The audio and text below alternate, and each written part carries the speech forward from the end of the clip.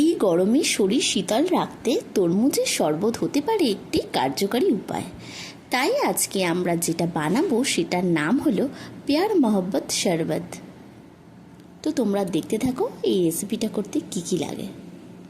প্যার মোহব্বত শরবত করতে প্রথমেই লাগছে দুধটাকে গরম করে ঠান্ডা করে নেওয়া হয়েছে।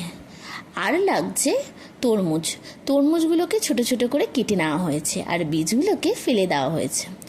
আর লাগছে চিনি স্বাদ অনুসারে, আর লাগছে মিল্ক পাউডার, আর লাগছে এই জুসারটার সাহায্যেই আমরা তরমুজগুলোকে জুস করে নেব। প্রথমেই আমরা তরমুজের টুকরোগুলোকে জুসারের সাহায্যে রসটাকে বের করে নিচ্ছি। তোমরা চাইলে মিক্সার গ্রাইন্ডার ইউজ করতে পারো। দেখো জুসারে যে জুসটা বেরাচ্ছে, জুসটার কালারটা কতটা সুন্দর লাগছে, দেখো পুরো রেড, খুব ভালো লাগছে দেখতে। তো ফাইনালি আমাদের জুস করা হয়ে গেছে। এখন আমরা এটা একটা বড় একটা বোলে ঢেলে নেব।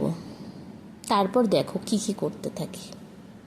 আর হ্যাঁ, তোমাদের সবাইকে বলে রাখি, এই যে রেসিপিটা তোমাদেরকে আমি দেখাচ্ছি প্যার মোহব্বত শরবত, এটা আমি করিনি, এটা আমার হাজব্যান্ড করেছে। তো তোমাদের সাথে আমি সেটাই শেয়ার করলাম। আর কেমন হয়েছে সেটা আমাকে কিন্তু জানাতে একদমই ভুলো না। আর তোমরা প্লিজ বাড়িতে এটা ট্রাই করো, অবশ্যই তোমাদের ভালো লাগবে। যে ঠান্ডা দুধটাকে রেখেছিলাম তার মধ্যে আমরা মিল্ক পাউডারটাকে ভালো করে মিশিয়ে নেব, ঠিক আছে? এবার আমরা যেই জুসটাকে একটা বোলে ঢেলেছিলাম সেটার মধ্যে মিল্কটাকে ঢেলে দেবো। তো তরমুজের জুসের সাথে যখন আমরা মিল্কটাকে মেশাচ্ছি তখন কি সুন্দর একটা পিঙ্কিশ টোন ক্রিয়েট হয়েছে, খুবই সুন্দর লাগছে দেখতে, তাই না? এবার আমরা এর মধ্যে স্বাদ অনুসারে চিনি দিয়ে দিলাম। তো তোমরাও তোমাদের স্বাদ অনুসারে চিনিটা দিয়ে নেবে।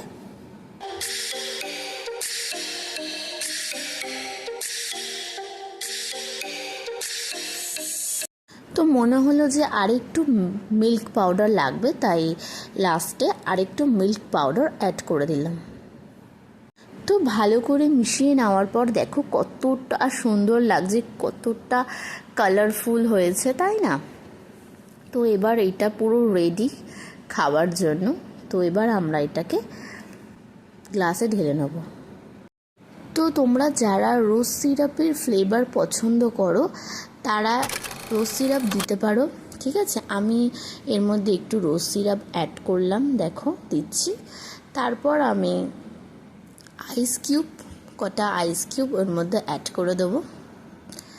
তারপরে প্যার মোহব্বত শরবতটাকে ঢেলে দেবো গ্লাসের মধ্যে। দেখো কতটা সুন্দর লাগছে দেখতে।